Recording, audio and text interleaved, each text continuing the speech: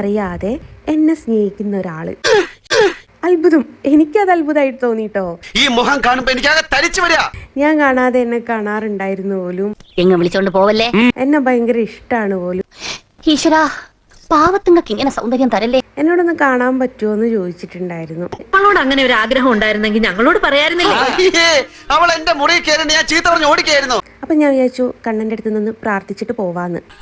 എന്റെ പ്രാർത്ഥന കേട്ട് ഈശ്വരനാ ഇവളെ ഇവിടെ കൊണ്ടെത്തിച്ചത്. കണ്ണന്റെ നടയിലെത്തിയിട്ട് കണ്ണാ എന്നൊരു ഉറക്ക വിളി വിളിച്ചാല് നല്ല ഐശ്വര്യമുള്ള കുട്ടി. അതിലും ഐശ്വര്യമുള്ള കുട്ടിയാണ് ഐശ്വര്യ റായ്. അങ്ങനെ ഫ്രണ്ടിനെയും കണ്ടു.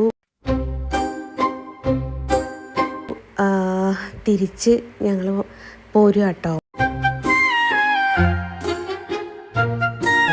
അപ്പൊ എനിക്ക് നടക്കാൻ പറ്റാത്തൊരു ബുദ്ധിമുട്ടുണ്ടേ. അറിയാലോ, ഇഞ്ചക്ഷൻ മാറി കുത്തിപ്പോയതിൻ്റെ.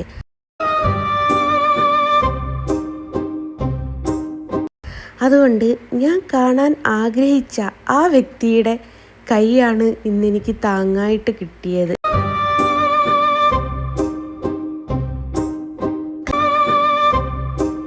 അപ്പോൾ എന്നെ കൊണ്ട് ഒറ്റക്ക് നടക്കുക എന്ന് പറയുന്നത് വളരെ ബുദ്ധിമുട്ടാണ്.